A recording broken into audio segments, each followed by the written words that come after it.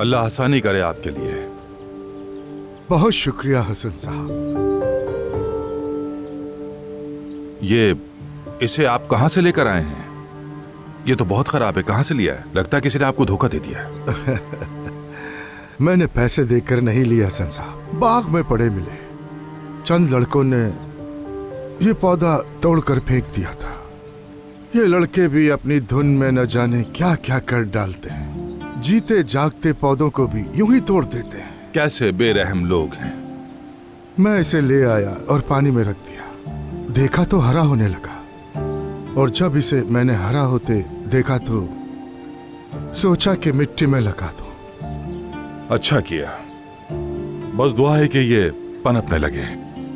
ये तो पनप ही जाएगा हसन साहब, मगर मेरा दिल उन लड़कों पर अटका हुआ है। किसी को तकलीफ देना, उसकी जान ले लेना आजकल कितना आसान हो गया है। कोई ऐसी बात नहीं है। क्या हुआ, बस एक पौधा ही तो है, और वो भी कोई इतना कीमती नहीं है।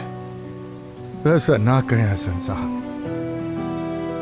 जिसने ये सोचा ही नहीं कि इन पौधों में भी जान होती है, वो शख्स कल किसी भी इंसान का दिल बहुत ही आसानी के साथ तोड़ देगा।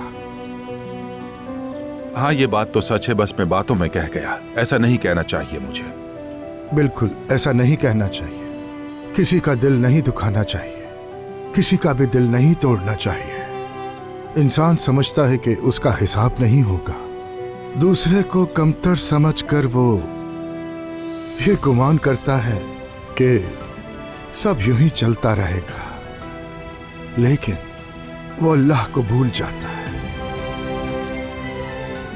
कुरान की एक सूरत में पाक परवरदिगार फरमाता है कि बेशक अल्लाह आसमानों और जमीन की सारी बातों को जानता है, और तुम जो कुछ करते हो उसे देखता है। अल्लाह उन पर अपना हुक्म नाजिल करता है जो सीधी राह छोड़ देते हैं, लेकिन अल्लाह सबसे बड़ा बख्शने वाला है। शायद के बंदा तौबा कर ले, इसीलिए वो सजा को कुछ वक्त के लिए मौखर कर देता है।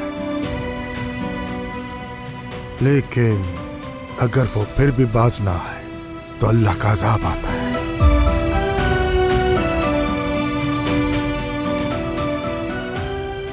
हाँ हाँ, सच है ये। मैं चलता हूँ, आपके काम में आसानी हो।